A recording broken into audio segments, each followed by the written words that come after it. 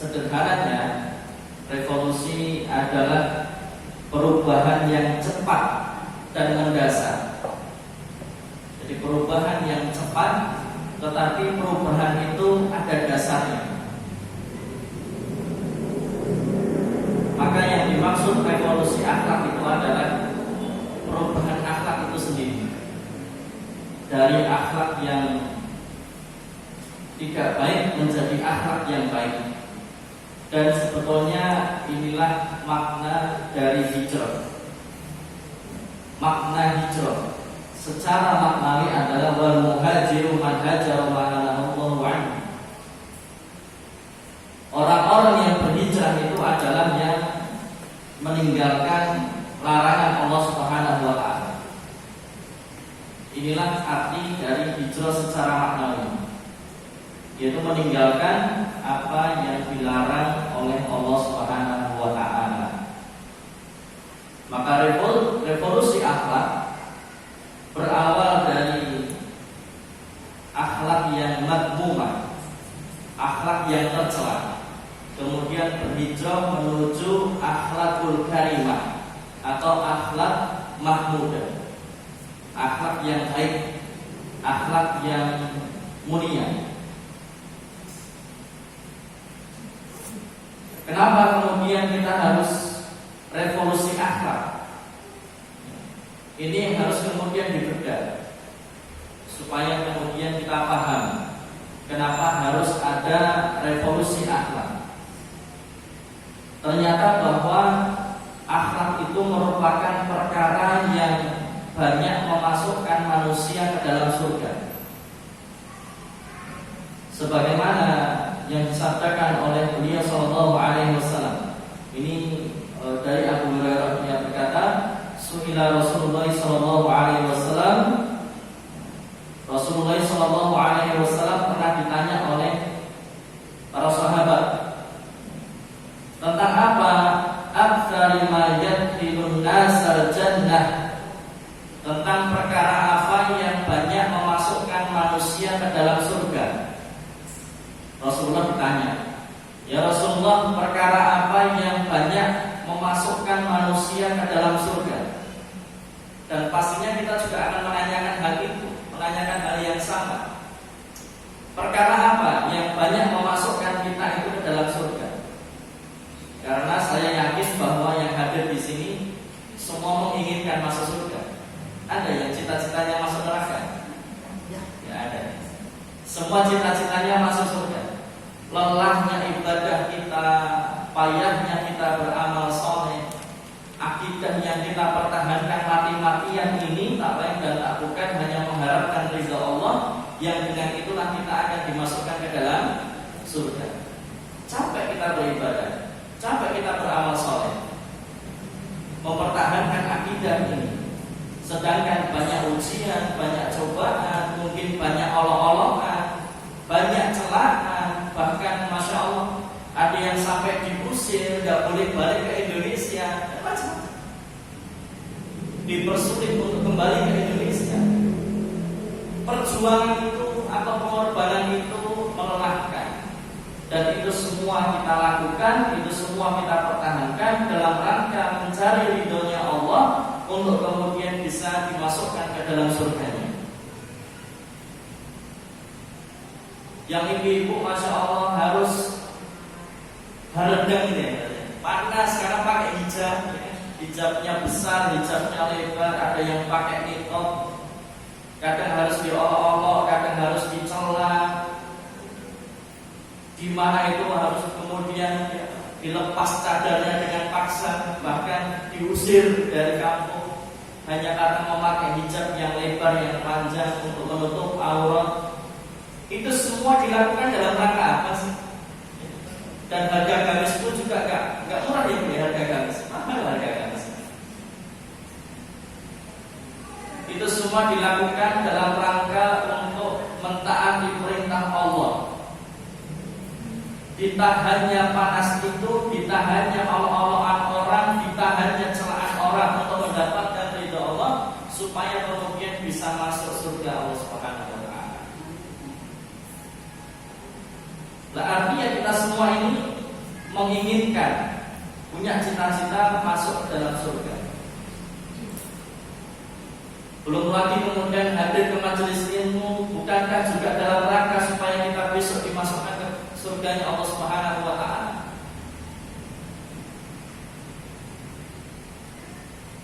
Nah, suatu ketika Rasulullah SAW ditanya oleh sahabat tentang perkara apa yang banyak memasukkan manusia ke dalam surga.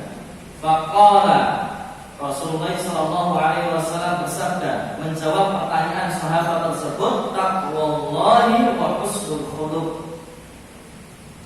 Perkara yang banyak memasukkan manusia ke dalam surga itu adalah satu, takwa kepada Allah Subhanahu wa taala. Dan yang kedua adalah akhlak yang baik. Akhlak yang baik.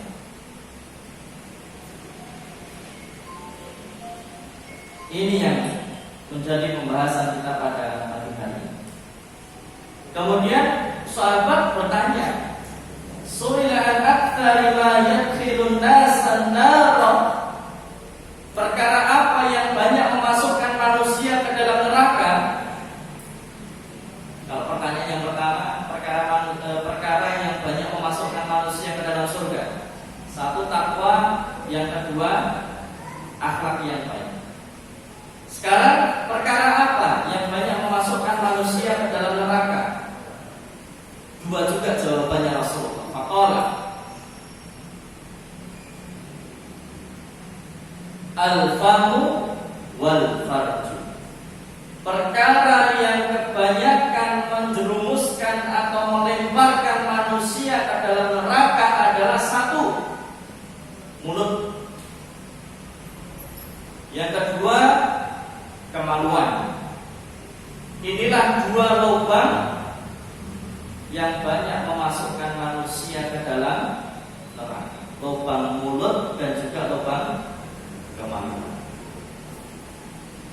Artinya bahwa ternyata akhlak yang baik adalah perkara yang banyak memasukkan manusia ke dalam surga. Sebaliknya, akhlak yang buruk, akhlak yang buruk yang keluar dari mulut, akhlak yang buruk yang dilakukan oleh mulut dan kemaluan, itulah perkara yang banyak memasukkan manusia ke dalam neraka.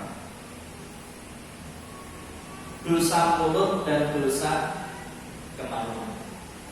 Makanya Rasulullah sampai katakan, sesiapa yang bisa menjaga ini, kata Rasulullah, sembari Rasulullah memegang lisannya, menunjuk lisannya, menunjuk lidahnya, siapa yang bisa menjaga ini maka dijamin baginya surga. Ini jamaah yang dirahmati Allah Subhanahu wa taala yang harus kita perhatikan. Walaupun dosa mulut itu bukan hanya dosa lisan, tetapi juga dosa makanan haram yang dikonsumsinya. Karena makanan yang haram, minuman yang haram juga masuknya lewat mulut, dan itu termasuk dosa mulut. Kemudian dosa kemaluan adalah berzina. Jamaah yang dirahmati Allah Subhanahu wa taala, selanjutnya adalah di hadis Rasulullah SAW yang lain, ittaqillah haitsu ma kunta wa atbi'is sayyi'atal hasanata tamhuha wa khaliqin nasa bi khuluqin hasanin. Bertakwalah kepada Allah di mana saja engkau berada. Ikutilah kejelekan dengan kebaikan, niscaya ia akan menghapuskan kejelekan tersebut, dan berakhlaklah dengan manusia dengan akhlak yang baik.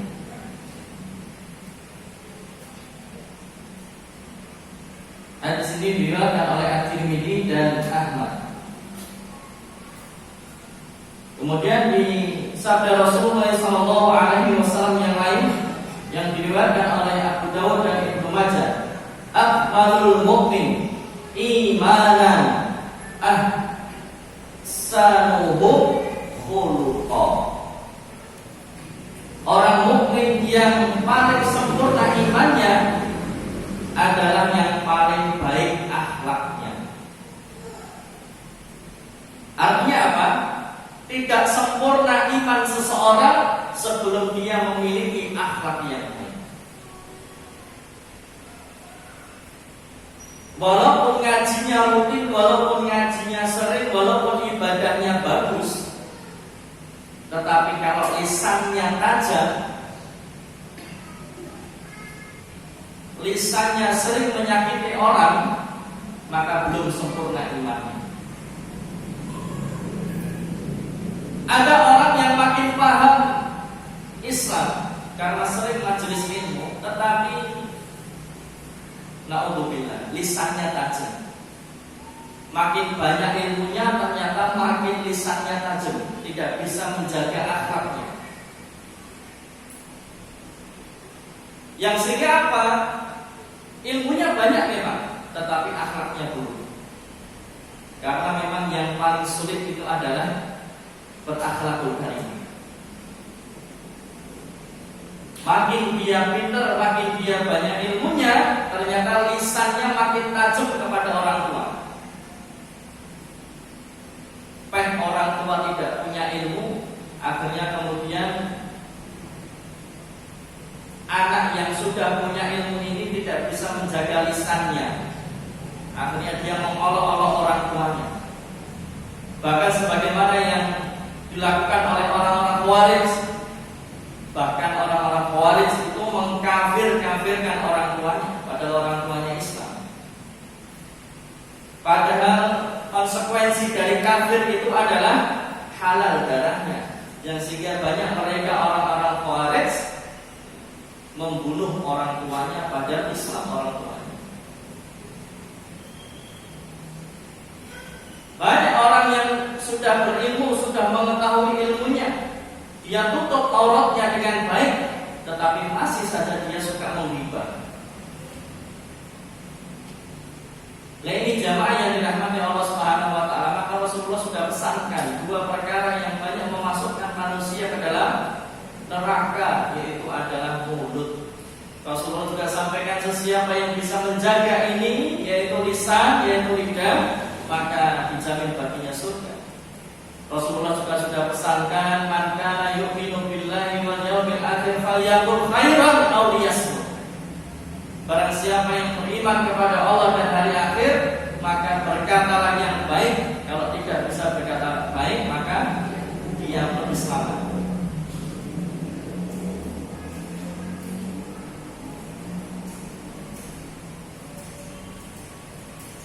Kemudian Hasan Al-Basri mengatakan, husnul khuluq, akhlak yang baik itu adalah ramah, dermawan, dan bisa menahan amarah. Sebagaimana ada sahabat yang minta nasihat kepada Rasulullah, ya Rasulullah ausi, ya Rasulullah nasihati aku. Maka Rasulullah mengulang nasihat ini sebanyak 3 kali, saking pentingnya nasihat ini, dan Rasulullah ingin menekankan tentang nasihat ini. Nasihatnya adalah jangan marah, jangan luapkan kemarahan. Maka kalau kita marah, disunahkan untuk apa? Ganti posisi. Kalau marahnya sedang berdiri, ya duduk. Kalau marahnya sedang duduk, berdiri atau tidur. Jangan luapkan kemarahan. Kalau sedang marah, segera ambil air wudu. Kalau sedang marah, segera dia berta'awudz. A'udzubillahi minasyaitonir rajim.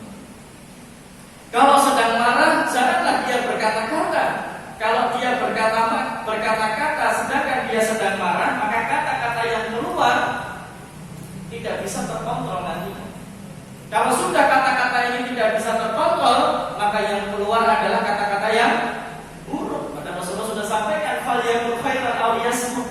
Kalau tidak bisa berkata baik, diam.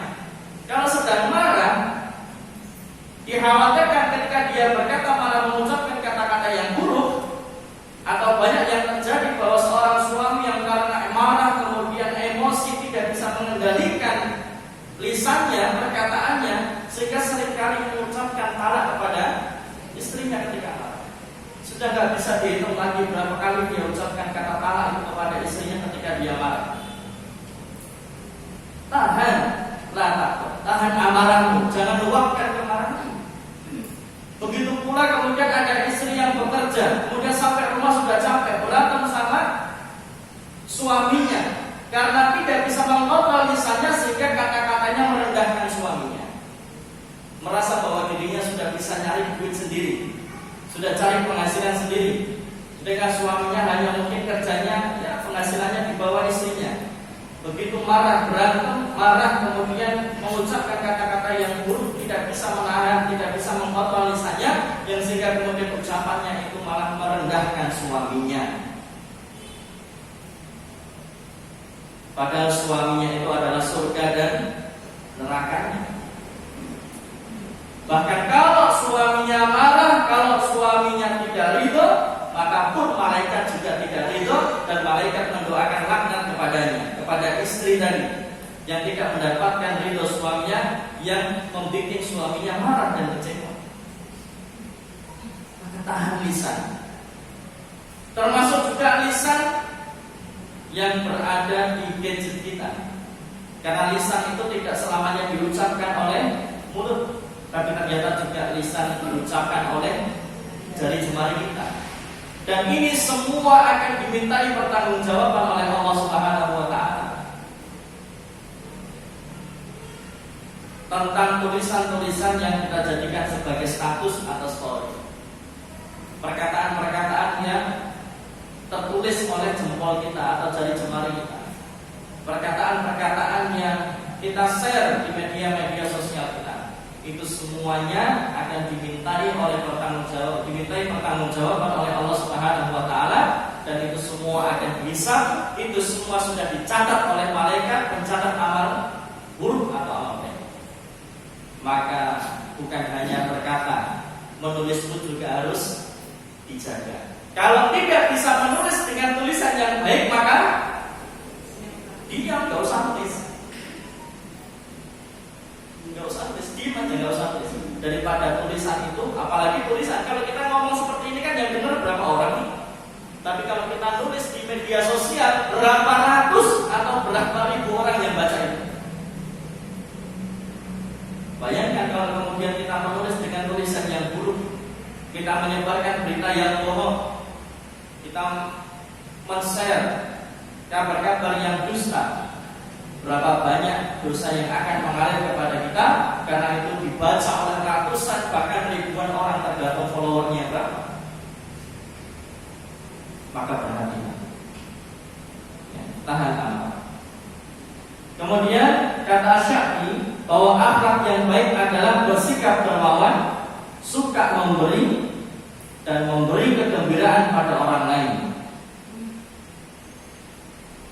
Kemudian kata Ibnu Mubarak mengatakan bahwa akhlak yang baik adalah bermuka manis, gemar melakukan kebaikan, dan menahan diri dari menyakiti orang lain. Kemudian Imam Ahmad berkata, husnul khuluq, akhlak yang baik adalah jangan engkau marah dan cepat naik darah. Beliau juga mengatakan berakhlak yang baik adalah bisa menahan amarah di hadapan manusia. Susah menahan amarah, apalagi orang-orang yang sebetulnya bisa meluapkan kemarahan itu, yang kalau kemarahan itu diluapkan dia pasti menang. Itu lebih susah untuk menahan amarah.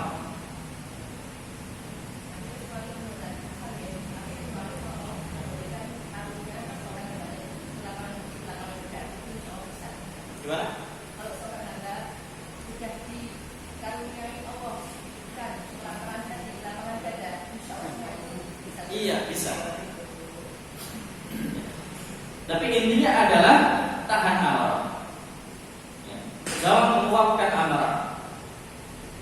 Ini dalam hal pribadi, ya. Beda ketika kemudian syariat ini diolok-olok. Beda kemudian kalau syariat ini dihina. Beda kalau kemudian syariat ini dinista, maka pastilah kita harus marah dengan itu. Tetapi kemarahannya pun juga harus dengan kemarahan yang baik. Makanya kalau kita lihat fikih dari berjihad itu susah. Ada banyak peraturan yang harus kita patuhi dalam kemudian kita berjihad. Tidak boleh merusak fasilitas umum, kemudian tidak boleh merusak pohon-pohonan atau tanaman, tidak boleh membunuh perempuan, anak-anak. Berat, berjihad itu berat. Bayangkan, berjihad itu kan semangat juangnya tinggi, sedang membela kebenaran, membela syariat ini, membela Allah dan Rasulnya. Artinya kita berangkat berjihad itu mungkin dalam keadaan kemarahan karena kemungkaran itu terjadi. Tetapi itu pun Allah dan Rasulnya sudah memberikan batasan. Walaupun marah syariat ini dihina, dinista, direndahkan, walaupun kemudian kita harus membela Allah dan Rasulnya, tetapi perhatikan, jangan rusak fasilitas umum, kendalikan emosimu, jangan rusak tanaman pepohonan, kendalikan emosimu, jangan kau bunuh itu perempuan dan anak-anak. Artinya kita diminta untuk mengendalikan amarah ini, walaupun dalam keadaan berjihad sekalipun.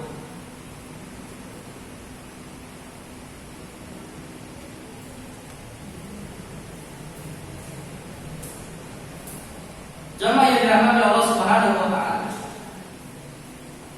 Kemudian Ishaq bin Rahuya berkata tentang akhlak yang baik, yaitu bermuka manis dan jangan marah. Bermuka manis dan jangan marah. Kemudian jamaah yang dirahmati Allah Subhanahu wa taala,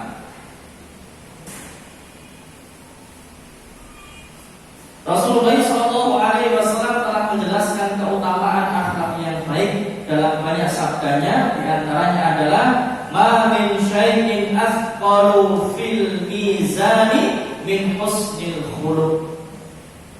Tidak ada sesuatu yang lebih berat dalam timbangan amal selain akhlak yang baik.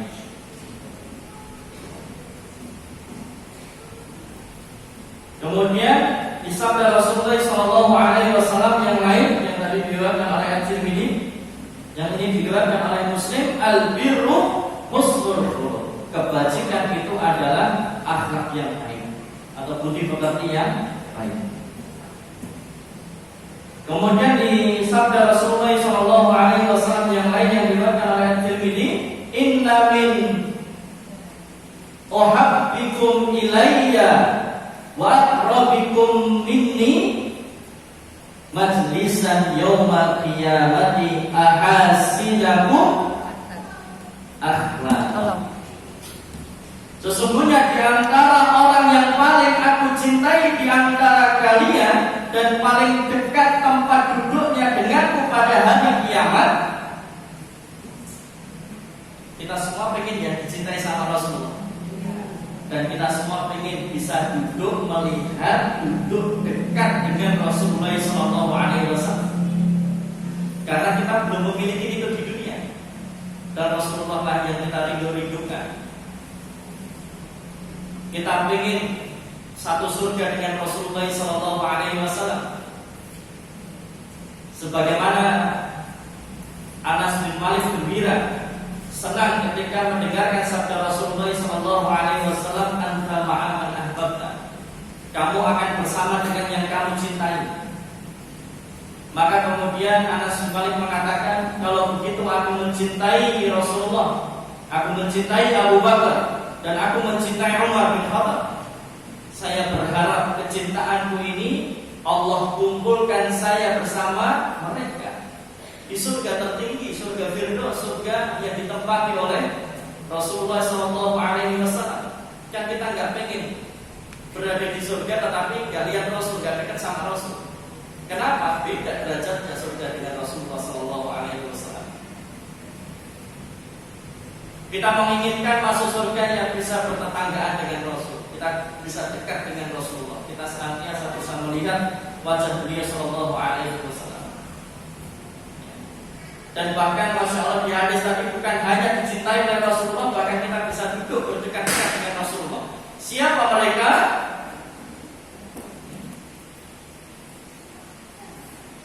Orang yang paling baik akhlaknya. Orang yang paling baik akhlaknya. Rasulullah pernah ditanya mengenai amalan yang paling utama, maka beliau menjawab husnul khuluq, akhlak yang baik.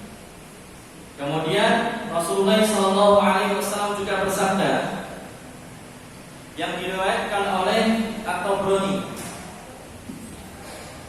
innal abdu la yabtugha bi husnil khuluq, bi husnil khuluqihi 'azima darajatil akhirati wa syarafal manazili wa innahu la dha'iful ibadah. Sesungguhnya seorang hamba dengan akhlak baiknya dapat mencapai derajat yang agung di akhirat dan tempat tinggal yang mulia, kendati amal ibadahnya ringan. Karena kalau kita bicara tentang amal soleh sehari-hari, itu ibadah sama akhlaknya, ibadah yang wajib sama akhlaknya banyakkan mana? Banyakkan akhlak, banyakkan akhlak. Kita sholat sehari berapa kali? 5 kali minimal sholat wajib. Belum nanti ditambah sholat sunahnya. Nah, kalau ibadah-ibadah yang seperti ini sedikit kuantitasnya, jumlahnya sedikit. Puasa Ramadan pun ya cuma setahun. Ya di bulan Ramadan hanya 29-30 hari. Begitupun dengan ibadah umroh, ibadah haji, sholat tahajudnya, puasa sunnahnya Senin Kemis, atau mungkin puasa Ayyamul Bid. Artinya jumlahnya tidak banyak. Yang banyak kita lakukan itu adalah akhlak. Tinggal pertanyaannya, yang banyak kita lakukan itu adalah akhlak yang buruk atau akhlak yang baik. Artinya bahwa akhlak itu menempati porsi yang banyak kita lakukan dalam kehidupan sehari-hari. Makanya Rasulullah sampaikan, sesungguhnya seorang hamba dengan akhlak baiknya dapat mencapai derajat yang agung di akhirat dan tempat tinggal yang mulia, kendati amal ibadahnya ringan, tetapi sering dia melakukan akhlak yang baik, akhlak yang mulia. Nah, itu jamaah yang dirahmati Allah Subhanahu wa taala terkait dengan akhlak.